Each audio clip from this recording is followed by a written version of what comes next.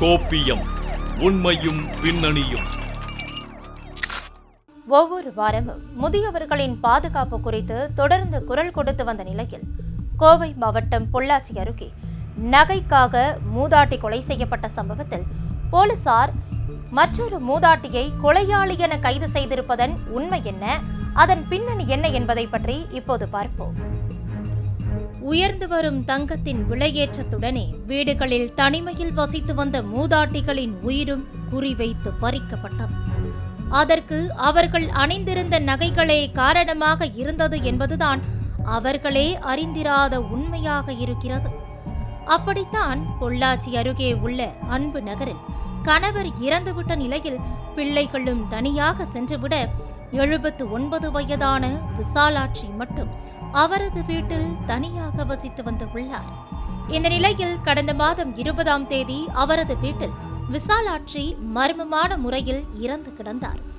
சம்பவத்தன்று வீட்டிற்கு சென்ற விசாலாட்சியின் மகன் நமச்சிவாயம் தாயார் இறந்து கிடந்ததைக் கண்டு அதிர்ச்சி அடைந்து போலீசாருக்கு தகவல் கொடுத்ததை அடுத்து அங்கு சென்ற மேற்கு காவல் நிலைய போலீசார் ஆய்வு செய்தபோது மூதாட்டி அணிந்திருந்த 8.5 சவரன் நகைகள் மாயமாகி இருந்தது தெரிய வந்தது.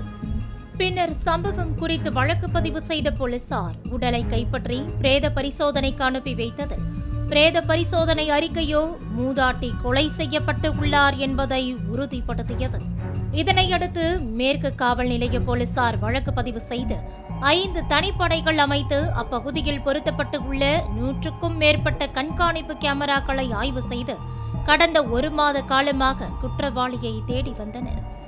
அதில் நகைக்காக மூதாட்டி கொலை செய்யப்பட்டிருக்கலாம் என்ற கோணத்தில் இதுபோன்ற சம்பவத்தில் ஈடுபடும் குற்றவாளிகளிடம் தொடர்ந்து விசாரணை மேற்கொண்டு வந்தனர்.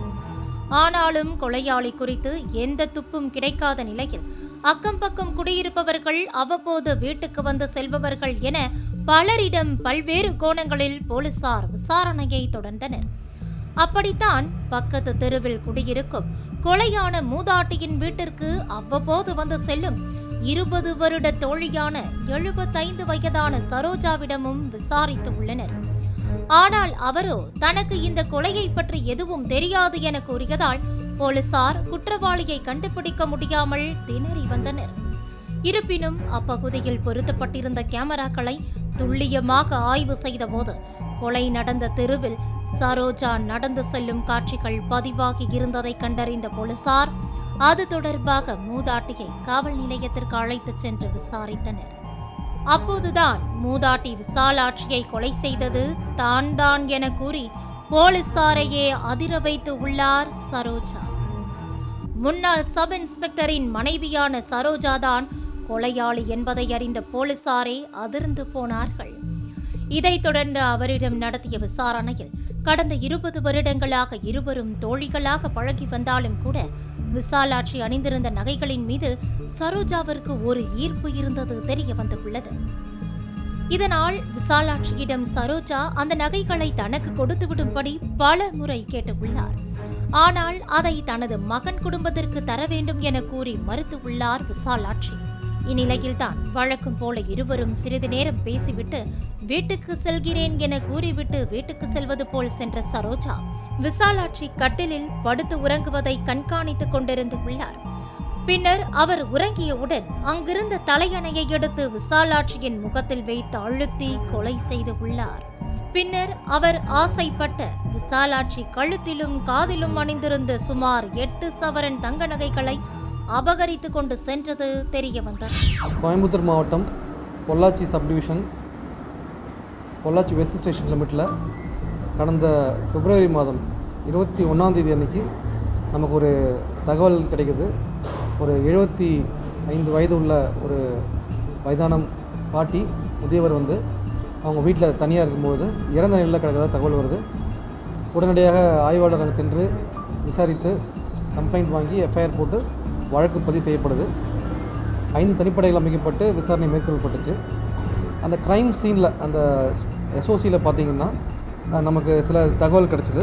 அதில் வந்து இந்த மாதிரி பயன்படுத்தப்பட்ட சிகரெட்டு துண்டுகள் மற்றும் சுருட்டு மற்றும் மேலும் அங்கே ஒரு லிக்கர் பாட்டில், இந்த விஷயங்கள்லாம் நமக்கு அதில் எஸ்ஓசியிலேருந்து நம்ம கைப்பற்றுறோம். பட் இதை ஆய்வு பண்ணும்பொழுது இது எல்லாமே வந்து ஏற்கனவே பயன்படுத்தப்பட்ட பழைய சிகரெட்ஸு அப்படின்னு தெரிய வருது. ஸோ மோஸ்ட்டாக இது வந்து ஒரு பிளான்டட் எவிடன்ஸாக இருக்கலாம். அதாவது சாட்சிகளை அந்த எவிடன்ஸை வந்து அந்த இடத்துல பிளான் பண்ணியிருக்க மாதிரி நமக்கு தெரிய வருது. மேலும் கதவு வந்து யாரும் உடைக்கல, கதவு திறந்த நிலையில் இருக்குது. அதே போல் உள்ளார வந்து கிச்சனில் சாப்பிட்ட சாப்பாடு இருக்குது, ப்ளஸ் 2 கிளாஸில் டீ கப் இருக்குது. ஸோ தெரிந்த நபர்கள் யாராவது வந்திருக்கலாம், அவங்க பண்ணிக்கலான்ற கோணத்தில் விசாரணை மேற்கொண்டோம். இது சம்மந்தமாக கிட்டத்தட்ட ஒரு 60 சிசிடிவி கேமராஸ் ஆய்வு பண்ணப்பட்டோம். அது இல்லாமல் ஒரு 25 இடத்துல டவர் டம்ப்பு செல்ஃபோன் அனலைசிஸ் பண்ணதுக்கு ஒரு 15 பேரை சந்தேகத்தின் பேரில் எடுத்து விசாரித்தோம். ஸோ இந்த விசாரணையின் முடிவில் நமக்கு அந்த வீட்டுக்கு பின்பக்கமே வந்து தங்கியிருந்த இன்னொரு முதியவர் பாட்டி அவங்க வந்து இதில் அக்யூஸ்டாக வர்றது தெரிய வருது.